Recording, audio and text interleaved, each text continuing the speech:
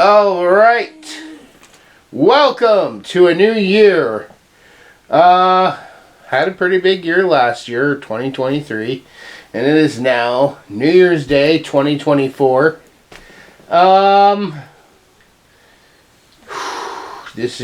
feel like this is going to be a very powder keg year. This is going to be really tough, at least here in America. If you're watching in other places, hopefully your guys' year will go nice and smoothly. I don't see that really happening around here. We got some really big plans, provided things go well in the world.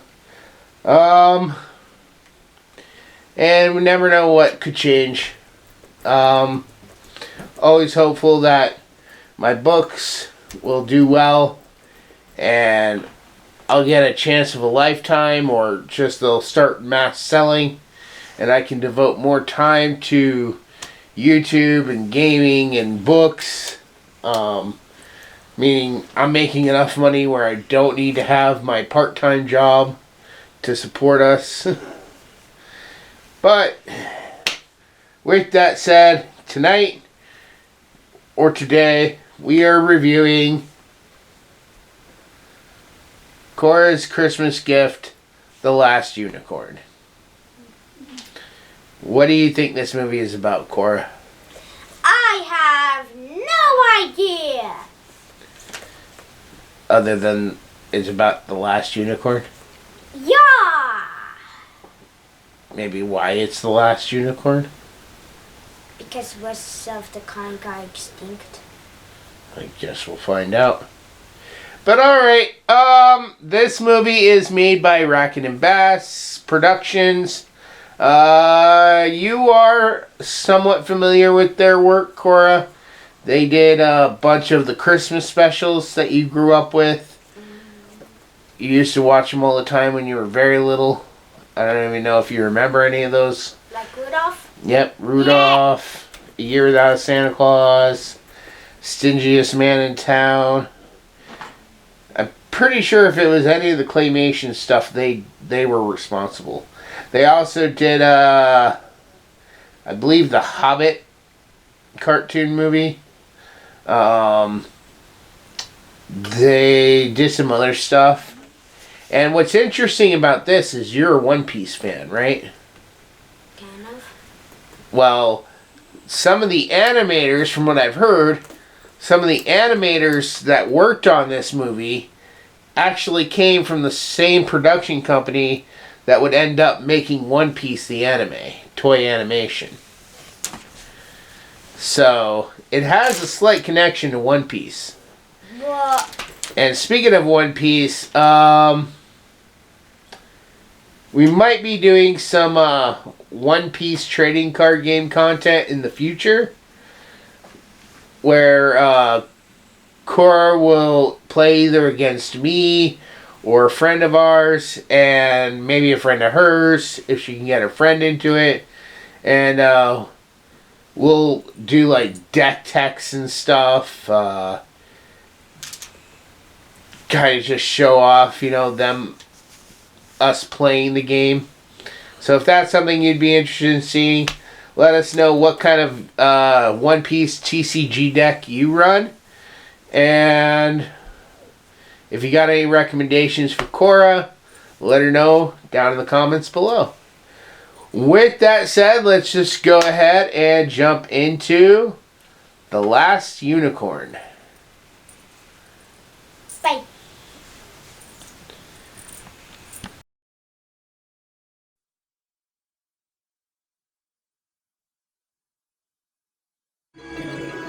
Celebrating 25 years of the timeless fantasy classic, The Last Unicorn. Unicorns? I thought they only existed in fairy tales. I tell you, there is one unicorn left in the world. I am the only unicorn there is. She was the last of her kind. Now she is on a quest to find others like herself. Experience the magic of the most enchanted adventure of a lifetime.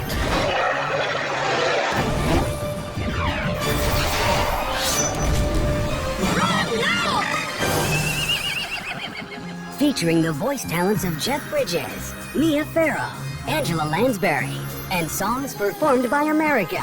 Now in a 25th anniversary widescreen special edition DVD with newly remastered picture and sound. It's a treasured fantasy classic of incomparable charm. What if there isn't a happy ending at all?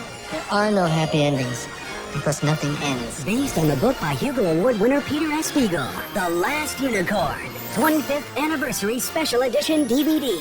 Coming to DVD February 6th, 2007. Alright, so we just finished. The Last Unicorn. So what was this movie about, Cora? It was about, of course, the last unicorn in the forest, but then she overhears a conversation about her being the last unicorn. So then she goes off to look, and then when she goes to sleep, and when she goes to sleep in a random place, because she's been traveling a lot, she gets kidnapped. Shut up. And then she basically becomes part of circus for basically one day. Lets every fake and only one real animal free. Yeah, speak up. Lets everyone free and then the wizard, whatever fake wizard, whatever you want to call magician. Magician comes along, and then that magician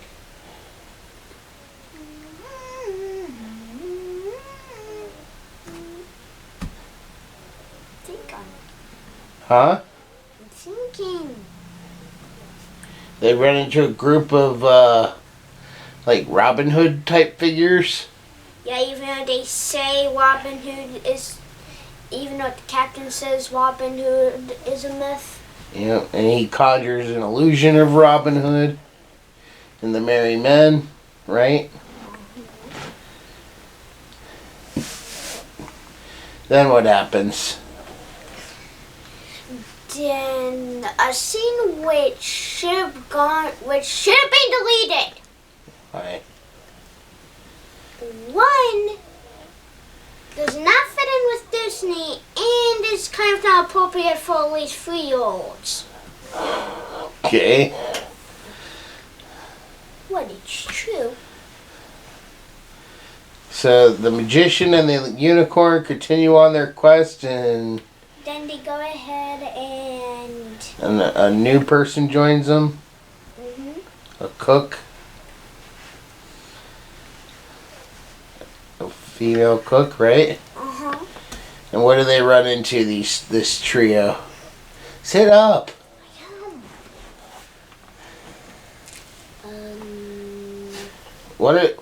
What took the unicorns?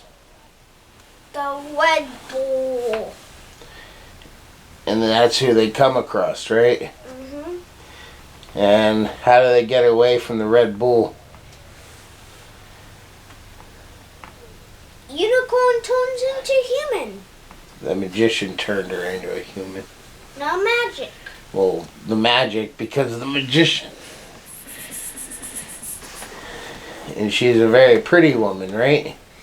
Sanji! She's a Sanji? No, you, Sanji!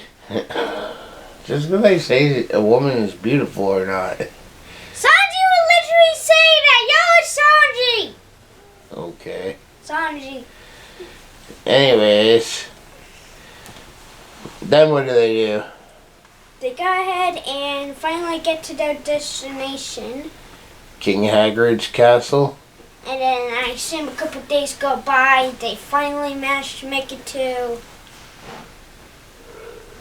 the Red Bull's lair. And then the Red Bull goes where the unicorns are, which is in the sea. The unicorns get out of the sea and they go back home. The end. Yeah. Yeah, this movie, it came out the year I was born, 1982. Which makes this movie 41 years old. Almost as old as Daddy, or as old as Daddy. You're 41? Yep. I remember when I was growing up, your Aunt Tanya, used to watch this from time to time.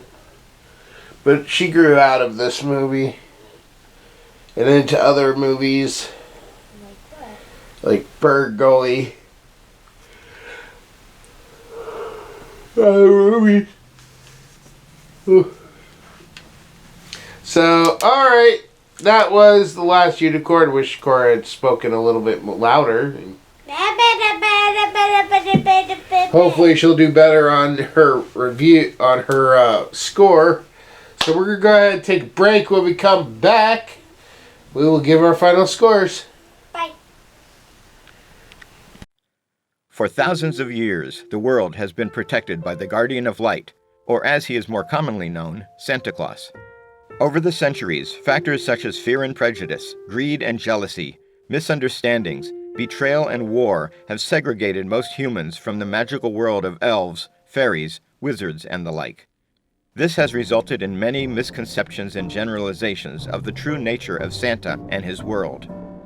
This 6-book series by Sean Connaughton begins as the current of a long series of guardians is murdered by a group of monstrous enemies recently escaped from an enchanted South Pole prison. These creatures are loyal to the darkness, an evil force determined to exterminate the light in order to enslave all creatures of the world. Shane Connor, an average young man, suddenly finds himself being trained as the new guardian. As he adapts to his new life among fantastic creatures, he goes on an adventurous quest with a legendary wizard for the ultimate weapon to use against the darkness, and faces murderous enemies like Rasputin, Morgana Le Fay, Krampus, and many more. Along with his best friend Joe Gomez, Shane encounters politics, history, mysterious murders, new loves, his own hidden past, and racial dynamics among the fantasy races that turn out to be all too real. Their adventures reveal the true nature of the world and challenge the current state of how all races interact. This series expertly melds myths, legends, history, faiths, folklore, and secret societies into a fascinating, cohesive, comprehensive world of wonder and magic. From Atlantis to Olympus, from Hades to the moon, and from broomstick races to Christmas deadlines, join the new Santa Claus on his amazing journey. But beware, will Shane's quest achieve his ultimate goal of destroying the darkness and preserving the light of the world? Or is he actually playing right into a plot by dark forces that will result in his, and our, ultimate doom? So make your list and check it twice for the Guardian of Light book series. Download your audiobook or ebook today from Audible, Amazon, or iTunes.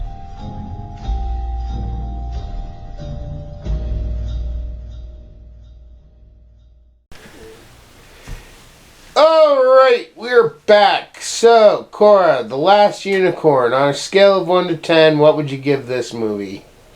10 out of 10. It was a pretty good movie. I want to watch it again. Yeah. What was your favorite part of the movie? Red Bull goes into sea and unicorns go out of sea. Do we not speak proper English? Yeah. Who was your favorite character? Unicorn. The unicorn? The last unicorn? Hmm. What was your least favorite scene? King Hagrid? Hagrid, which is basically turning the wizard whatever into a jester or a clown for him. Kind of weird, to be honest. Honestly, I thought you were going to say your favorite scene was when they were talking to the skeleton. Because you said he was funny. No. I do not remember saying that. You did. No, I did not. Okay. Must have been somebody else. Anything else you want to say about the movie? Watch it. Oh, I mean, like, anything that you liked or disliked. What'd you think of the magician character? Kind of funny. Yeah? Funny. Like I told you during the movie, you've actually watched a movie that had that actor in real life. He was the father to Mrs. Claus in Santa Claus 3. He was also the police chief in So I Married an Axe Murderer. He's been in some other things too that you probably watched. What? I don't know, I'd have to look at the whole list. But alright. Moving on to my score. On a scale of 1 to 10, I would give The Last Unicorn, I want to say a 6, but I think I'm going to give it a 7 out of 10. It does have quite beautiful animation for the time.